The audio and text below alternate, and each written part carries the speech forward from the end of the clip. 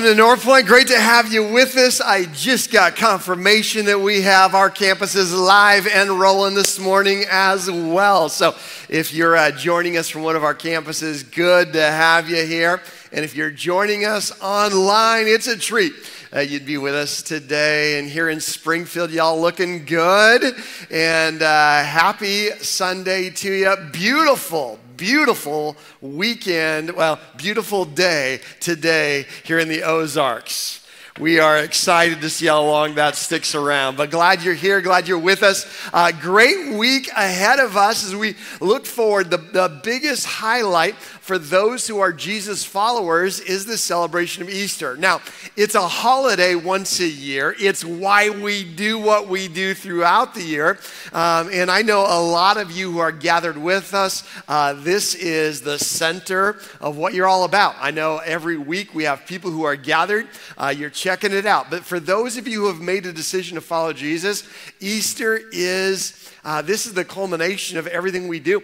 And so we're excited about preparing that. We also know that Easter is the biggest weekend for people who are open to first time in a long time checking out the faith experience that centers around Jesus. And so this next weekend, we are hustling.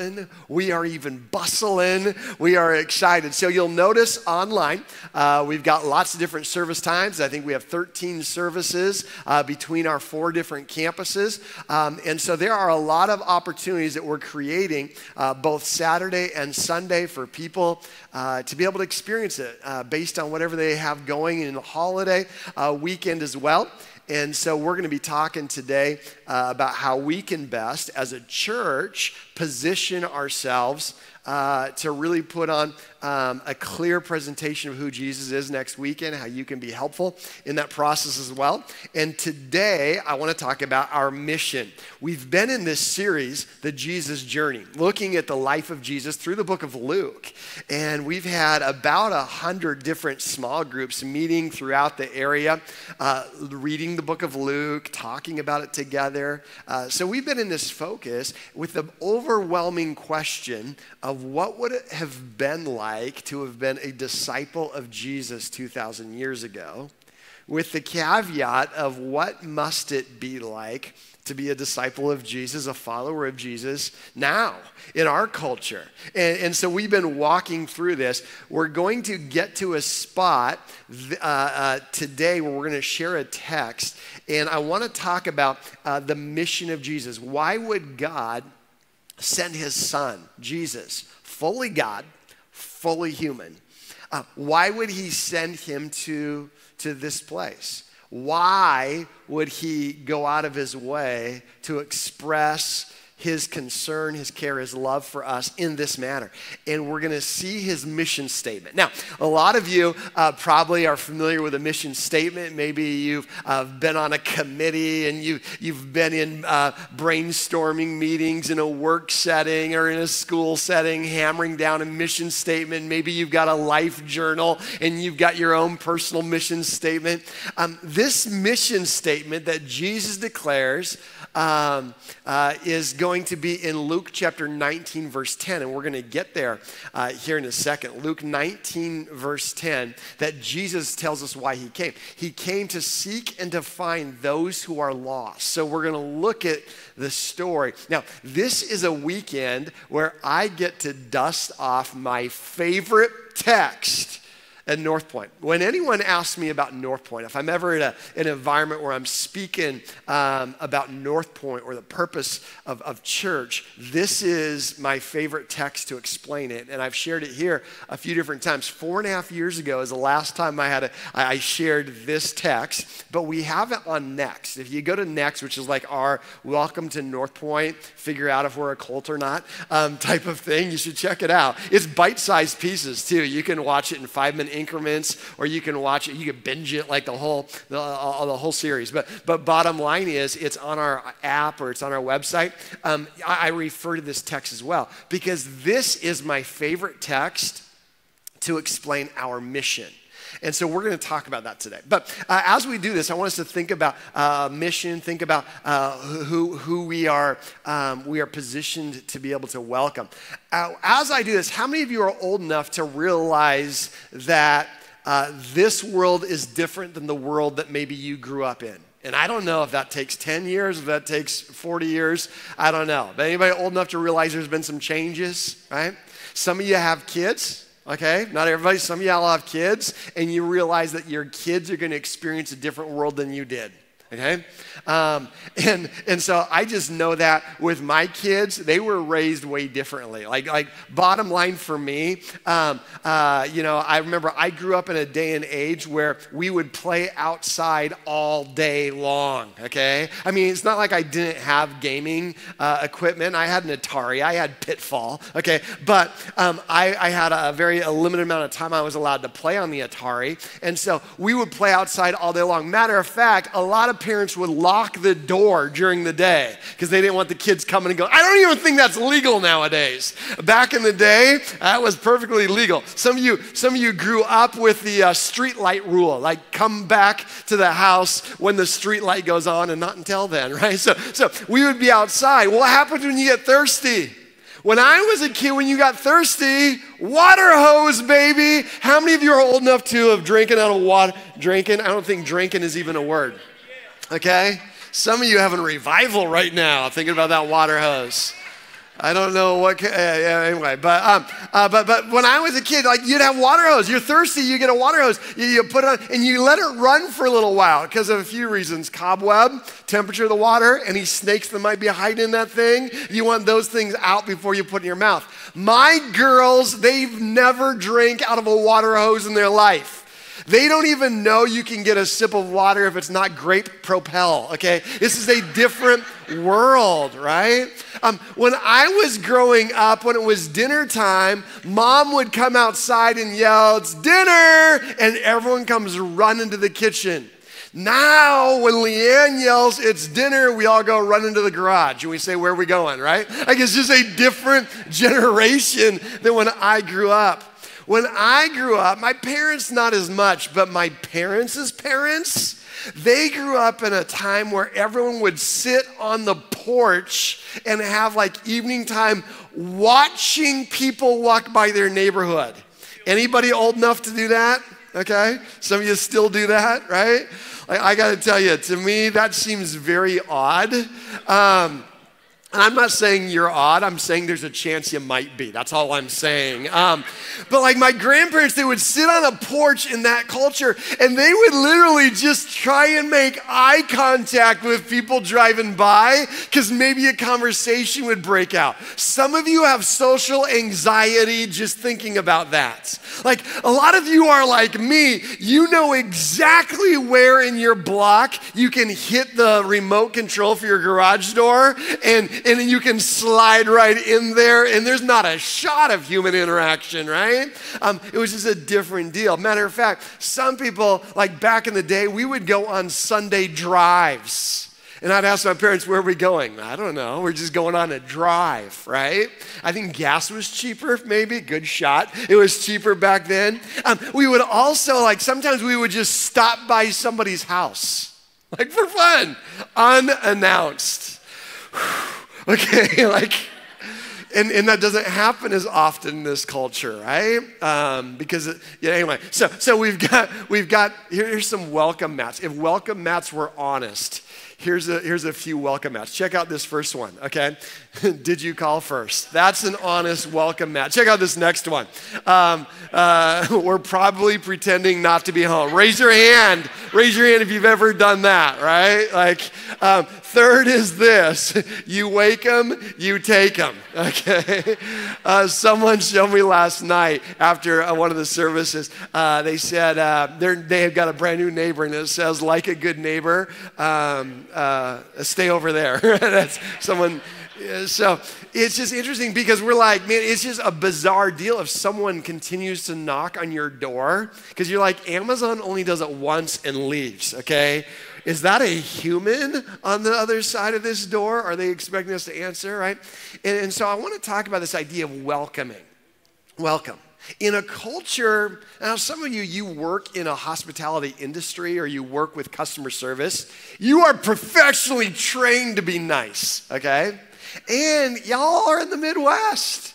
I mean, we're from the West Coast. And so when Leanne and I lived here, we noticed there was a difference, right?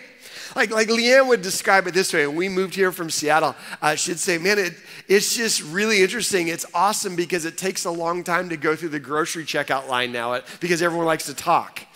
Now, that wasn't me thinking it was awesome. I'm a little more efficient than that. And so I'm getting used to it. But it's just a lot more of a conversational, nice, friendly, right? But even in a Midwestern culture in the year 2023, welcoming is an interesting idea. Are we welcoming? Who we welcome? As a church, who do we welcome? As we think about Easter, which is coming up this next week, we're preparing to welcome. As we look at the life of Jesus in this Jesus journey, it's interesting who Jesus welcomed and how Jesus was judged by who he welcomed. Welcomed some of the outcasts, the social misfits, the religious underachievers. And there's a story in Luke chapter 19 where he drops his mission statement where he wears out his welcome by whom he welcomes. And I think that would be a great accusation. That people are sick of our shtick because of whom we welcome. Oh, is that true about your life? Is it true about my life? Is it true about our church? It was true about Jesus. You don't nail someone to a tree because you disagree with them theologically. Because you end up feeling like if he welcomes them, then maybe everything I've based my spiritual performance on isn't legit. So instead of changing my way of thinking, I got to get rid of this rogue rabbi. But we're going to talk about that next week, so earmuffs, okay? So next week, act shocked. Let's dive into this story. It's Luke chapter 19. As we go there, there's two principles I want us to get for those of you who are note takers, okay? Type A people, you want to fill in these blanks. Two things. One is this idea about church and the mission. The church doesn't have a mission as much as the mission has a church. Let me explain that again. Let me walk through that one a little slower.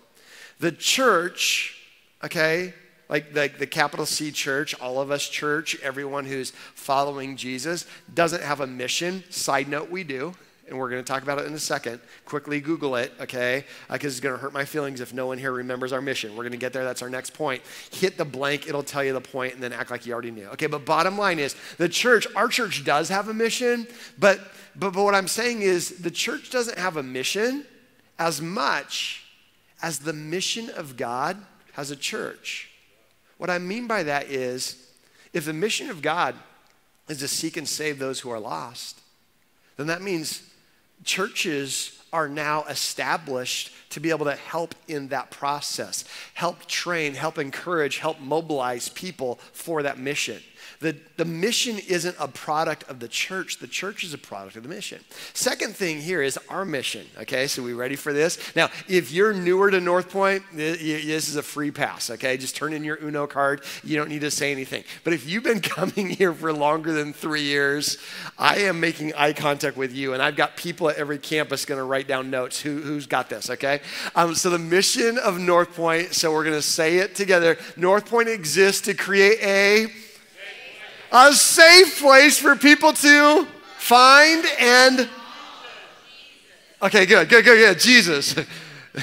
North Point exists to create a safe place for people to find and follow Jesus. Now, we say that experientially, but let's talk theologically. Jesus ain't lost. It's not like, hey guys, bad news, we lost God. Now that did happen once in scripture. His parents lost him, terrible parenting principle, but they lost him, they left him at the temple. But Jesus isn't lost. He doesn't need our help. But we say that, and maybe you've heard someone say, I found Jesus. Now, theological Jeremy wants to put on a Foot Locker jersey and keep score and be like, that's not true. He wasn't lost. And I will never say that because I read a book called How to Win Friends and Influence People, and it says, don't do that, okay? You're a jerk. Now, I think it, I just don't do it, okay? So, but Jesus wasn't lost. When we say we found Jesus, what we mean is we came to the realization that Jesus found me. There's two important days in your life. The first is the day you were born. The second is the day you discover why you were born. And there's a gap between those days.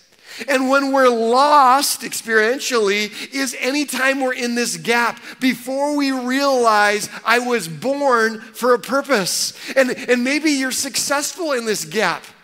But you think your purpose is to close more deals, to climb another rung, to be able to find the right relationship, to be able to hit a baseball further than anybody else. Whatever it is, you feel like this pursuit, and you might have success, you might have disappointment, discouragement, everything in between. But until that second greatest day, the day you were born, the day you figure out why you were born, we're still scrambling. We're still looking.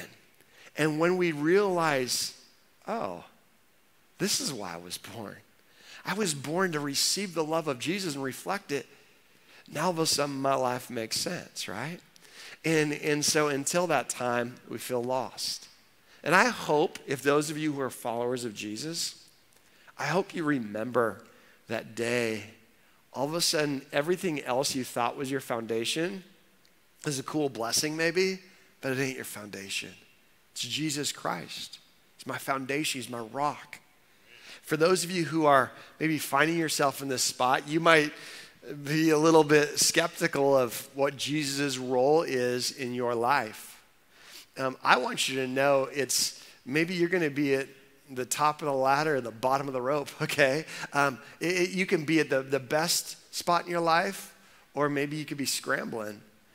But I want you to keep wrestling for, why are you here? Is it potentially bigger than what you're currently pursuing, where you made for more? So we're going to walk through that. And here's the story in Luke chapter 19, verse 1 through 10. It's the story of Zacchaeus. And again, this is the story that if I can pick one story of why North Point exists, it's this story. So let me share it. And if it's for the very first time and you're newer to North Point, this is what I want us to get. I want it to rattle around in our head, right? And if you've been in North Point for a while and you're like, oh, I've heard this text before. I want you to get it again for the very first time. Okay? This is a story about a guy named Zacchaeus. Zacchaeus was a tax collector. Now think of tax collector. Sometimes the Bible, it's so archaic, it doesn't make a lot of sense in our culture, right? And this is one of those times where you're really going to have to try and remember what would it have meant? Because this is a culture back in those days, people didn't like to pay their taxes. Isn't that bizarre? I know that's hard for us to relate to scripture like that. Okay, but this is one of those times where people didn't like to pay their taxes. A couple of reasons. One, they were overtaxed. Okay, these Jewish people were overtaxed, and it wasn't as legit. They didn't you couldn't just pay an extra $90 for a H&R Pro to just make sure they can maximize your savings or anything like that. It was, how much money can we send to the Roman government? The Roman Empire, they would hire Jewish people to collect the money, and it was oppressive, and they lived based on a percentage of how much money they could find that you owe. Okay, that's not who I want to do my tax service, right? Is someone who's paid bonuses based on how much more money they can take. So that's what was going on. There was a guy named Zacchaeus. He worked for the Romans. He's charging his fellow people. He's too Roman to be Jewish, too Jewish to be Roman. He's a crazy messed up man, right? So here's a guy who's having a hard time finding purpose because he's a sellout.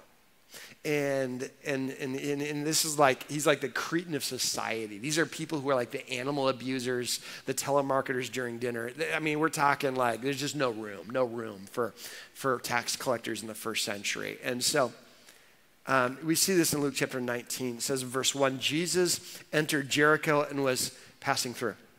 A man was there by the name of Zacchaeus. He was a chief tax collector and he was wealthy. Time out. Chief tax collector meant he had been recently promoted to regional manager, right? So this guy's like a big dog in the tax collecting business, and he was wealthy. Now, I described a tax collector's pay structure back in the first century. If you've got a wealthy tax collector, you're not like high-fiving them. Like, that is so cool. I'm so proud of you, right? Like, you don't want your tax collector rolling up in a new Camel, okay? You know this is not going to go well for you. So not only was he a bad dude, he was a good at it bad dude. You ever met someone like that? Don't point. Okay, but he was that. He wanted to see who Jesus was. Gah! A guy who was successful in his craft but missing the point. How did he know about Jesus? Who told him? Was there a neon poster stapled to a telephone pole right outside of the suburbs of Jericho? He's like, oh, I'll go to StubHub, get tickets for that. Jesus is coming, he's having a parade. That's awesome. One of Jesus' disciples was a guy named Matthew Levi. He was a tax collector. Maybe they went to tax school together. I don't know. Somehow he heard rumor that there's this big event and a lot of Christ followers are excited about it and they're going to show up at a parade. And a guy who wasn't welcome wanted to show up. It's interesting what causes us to be interested in Jesus. There might be people in your sphere of influence that are more open to a conversation with Jesus than you'd have ever dreamed. You might be at a spot where you're more open. Life has a way of making us open, whether it's trouble, tension, transition. There's a lot of things in life that'll make us open. So it says he wanted to see who Jesus was. But because he was short, he couldn't see over the crowd. Zacchaeus is short, and I'm not here to make a bunch of short jokes because I never know if Leanne's in here watching, okay? But Zacchaeus was short, man. Like he had to take a running leap just to jump on the toilet. This guy was short. But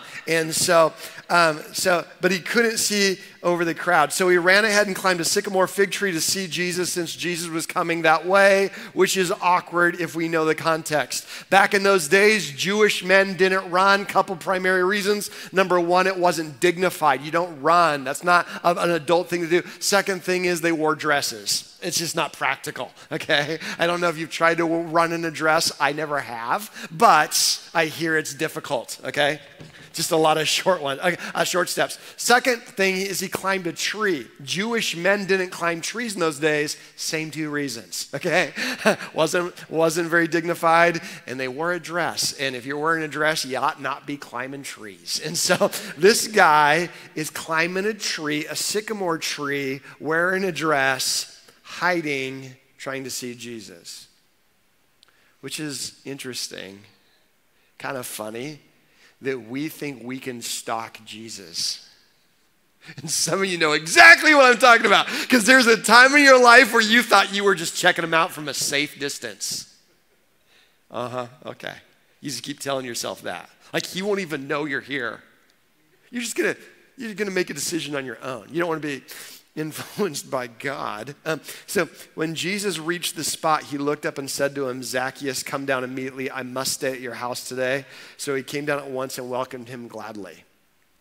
Okay, that's awkward too. If you're a tax collector not welcomed in this crowd, and you're hiding in a tree to get a better view of Jesus, and you see Jesus, heart's beating fast.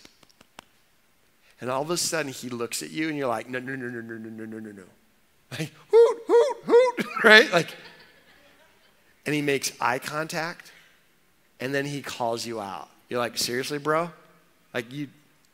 You're going to call me out in front of everybody?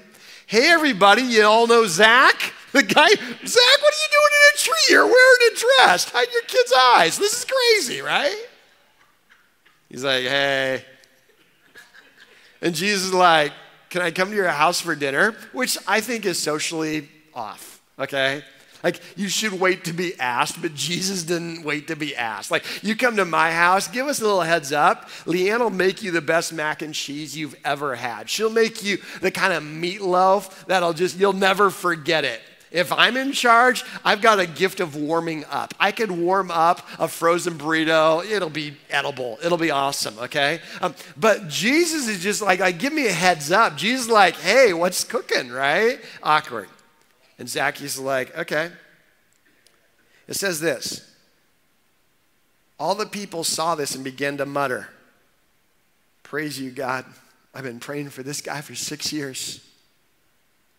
I handed him a touch card of all of our service times, and I'm just thrilled that he's here. Is that what they muttered? Because you don't mutter positive things.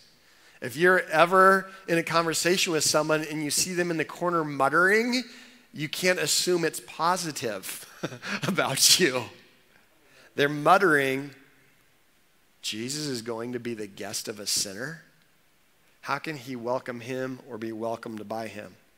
But Zacchaeus stood up and said to the Lord, look, Lord, here and now I give half my possessions to the poor, which I think is solid. As a matter of fact, if our ushers are ready, if anyone wants to match that, okay? No? Okay. That's pretty awesome. And then he says, I love this part, and if I've cheated anybody out of anything, I'll pay back 4 times the amount. That's a strong if right there. Okay, you're a tax collector, Zacchaeus. Let's just go ahead and assume you might have. And then Jesus says, today salvation's come to this house because this man too is a son of Abraham, which is loaded, meaning he's welcomed as well. Y'all Jewish people, chill, he is too. That's what he's saying. And then here's his mission. For the Son of Man came to seek and to save that which was lost. I want to just remind us as a church of our mission. I want to introduce you, those of you who are newer to North Point, of our mission. Our mission is to create a safe place for people to find and to follow Jesus. Zacchaeus, he's in a tree. He's hiding. Why is he hiding? Well, I wrote down 3 things. One, he's convinced Jesus is mad at him. He thinks Jesus is like, wait till I get my hands, if I so happen to see Zacchaeus. Second thing, he's convinced Jesus is going to reject him. And the third, he's convinced Jesus is going to judge him. Jesus is mad at me. He's going to reject me. He's going to judge me. So I'm going to hide. You know what I've found in my life? When I've done dumb, anybody could relate, right? You've seen me? Okay. When I've done dumb, I rarely need reminded. Usually it's forefront of my mind. I messed up. Now, it's possible for us to be so good at dumb we don't even notice it anymore, right? And that we're just socially blind. But most of the time we understand. Why is Zacchaeus hiding? Because he knows his journey. He knows he's living a lie. He knows he's missing it. He knows he's ripping people off. He knows he doesn't fit in. He knows he's not welcome. God's mad at me. He's going to reject me. He's going to judge me. Why did Zacchaeus feel these things? Because that's what Jesus' followers were doing. Mad at him, rejecting him, judging him. It's not fair that Jesus' rep is based on our representation. Jesus' reputation is based on our representation of him. And that's not fair. There are people, and maybe you had a grandparent that said this to you, sometimes you're the only Bible anybody will ever read, right? And the only problem with that is it's true. And that doesn't mean we should be neurotic and strive for perfection. It does mean we should take seriously our impact of representation of who he is and say, okay, what part of my life is giving mixed messages to those who are watching about who Jesus is? I should stop and be aware of that. So Zacchaeus climbed a tree. So why did he do this? He climbed a tree to get a better view of Jesus. He climbed a tree to get a better view of Jesus. It's interesting is we will be creative in what we use to elevate our perspective, to change the scenery. If you're not happy in what's going on, you're looking for something to give you a better view. Another relationship, another car, another career, another job, another location, whatever it might be. When things aren't going well, sometimes we do whatever it takes to get a different perspective. That's why people get hammered. That's why people get involved in toxic relationships. A lot of times we're just trying to get a different perspective. But Zacchaeus used a tree to see Jesus better. Why couldn't Zacchaeus see Jesus? The easy answer is because he's short. The Bible answer is not because he's short, though that had an impact on him. It says because of the crowd of the already convinced were in his way. Zacchaeus shows up at the parade wanting to see Jesus, but he can't. Why? Because the people who are already excited about Jesus are blocking his view. Hang with me for a second. Translate this to our culture for a second. Sometimes it's the already convinced that are the reason why the unconvinced but interested can't get a good view of Jesus. Sometimes in our own excitement to celebrate the one we love, we are the reason why someone else can't see him. The problem in the story is not that Zacchaeus couldn't see Jesus as much as the crowd of people who are already convinced can't see Zacchaeus. They should have parted the crowd, said, Zacchaeus, I'm so glad you're here. We want you to see Jesus. Instead, they're like, get out of my way. I was already here. And they got 5 dudes with their shirts off with Jesus painted on their belly saying, Jesus, hey, I got your name tattooed. And that's awesome. And they're not faking it. They're not hypocrites. They're just an obstacle. And it is possible for the church to be the reason why the unchurched can't see him. And I hope you don't stop carrying my picture in your wallet when I say that, but I do hope you say, is there any possible way I'm the reason why someone's less interested in Jesus? So he climbed a tree. So he's up in this tree.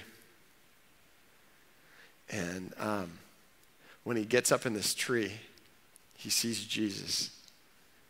And as Jesus is getting closer, Jesus looks up and calls out his name. And I wrote down this, that if the seeker can be seen, maybe the Savior can be heard. If the one who's hurting and hiding can be seen, maybe the one that they never knew they were looking for can be heard. And I am so glad in this parade of excited crowd, there was a tree that gave Zacchaeus a view that the crowd refused to give him. And a Savior walking that way who is looking for someone. Everybody wanted to be seen that day, except the one dude in the tree. Think about it. I bet there were moms that day. They were kabooming their bathroom tile, hoping Jesus would notice them and their family and be like, you're so impressive. Can I come to your house for lunch? They had like shepherd's pie for the shepherd ready in the oven. They put their kids in matching flannel robes, hoping that Jesus would be so impressed. They probably pre-punished their kids. That was a thing back in the day. Anybody remember that? You get a punishment just in case. It's a little appetizer in case you really act up, right? Probably pre-punished their kids saying, don't you dare mess this up because Jesus is going to be impressed with us today. Everybody's saying, Jesus, Jesus, Jesus. We want to be seen and noticed by Jesus. One person in a tree doesn't. And Jesus sees them. And I don't know what your story is today. But maybe in a crowd of people who are excited about who he is, there's one person who's here today who's wondering if you're seen. I hope you hear his voice. So what's our mission? And I put it this way, is what's our role in this story? Is North Point's mission now to be the Savior? To walk around through the Ozarks? Hey, yes. North Point's here, save the day. You may have heard of us. Hello, KY3, we'd like to report a good deed we're about to do. Right? God bless us. Now, actually, we believe Jesus still lives. We'll talk about that next week, okay? But he's a Savior still. What I don't want to be is the crowd that's in the way. Even though we're legit and even though our praise is true, I don't want to do it in any way that makes it more confusing for those who need to see him. That's our mission. Maybe you're Zacchaeus and you're in between. Like, what am I created for? So here's our mission as North Point. We're the tree. We're just a safe place for someone to climb and get a better view of Jesus.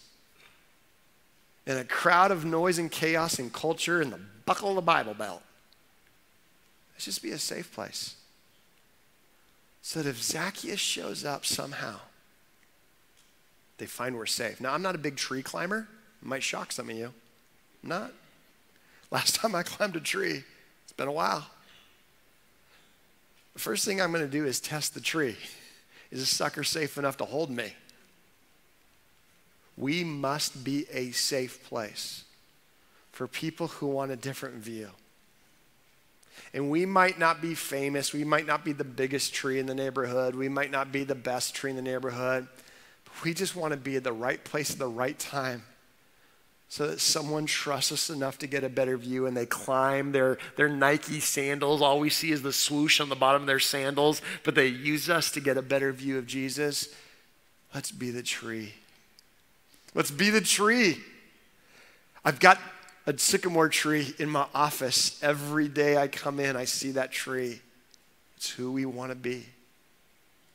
So that we're positioned at just the right place at just the right time for someone to see Jesus. Zacchaeus is hiding in a tree. It's interesting, in Luke chapter 19, it's one of the two trees in the book of Luke. The first tree is holding a man living a lie. The second tree, we'll talk about next week, is holding the man who is the truth. Two trees in the book of Luke.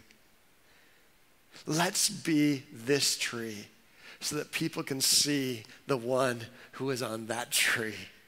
Let's be the tree. So here's how I'd like us to respond today. I'm going to invite our ushers at each of our campuses. You can prepare and you can make your way up here. I promise I'll give you a moment to get there, okay?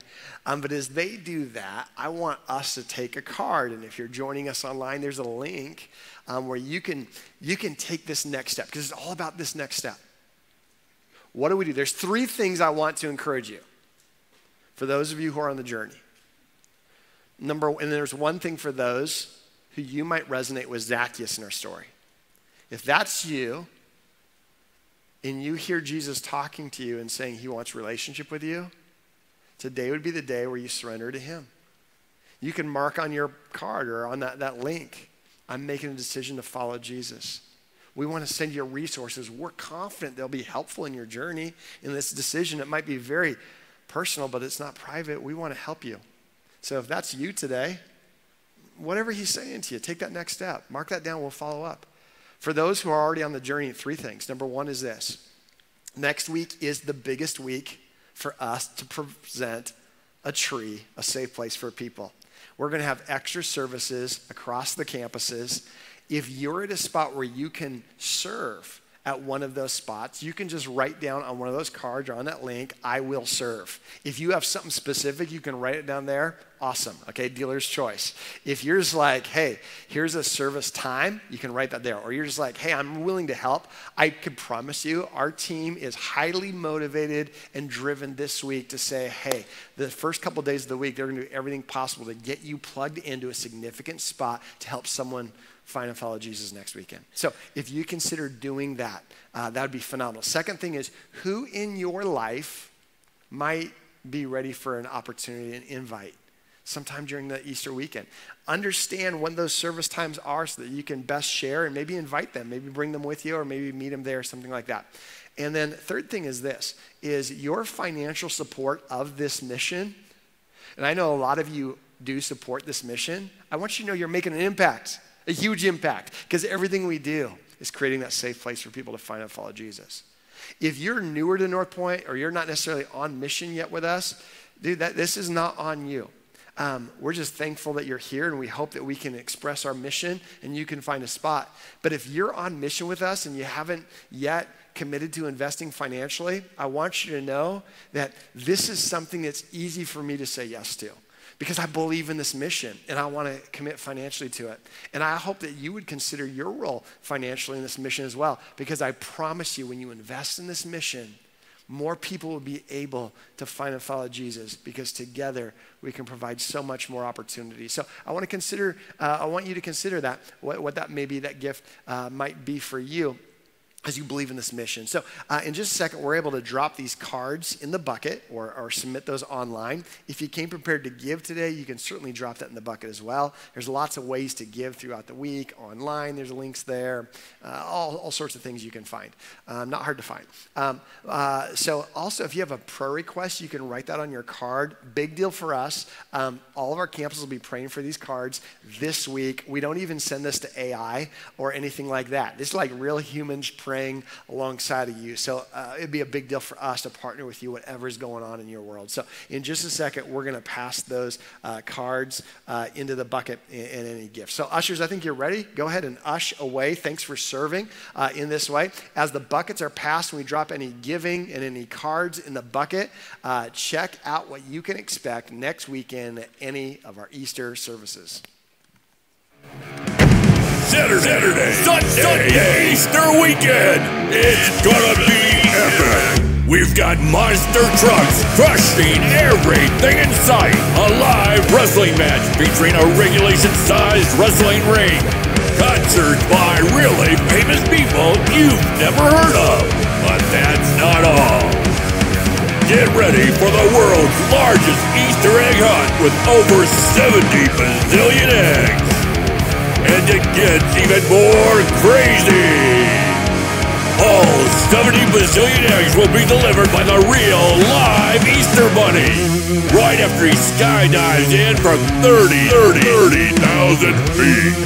Saturday, Sunday, Easter weekend. It's gonna be sick.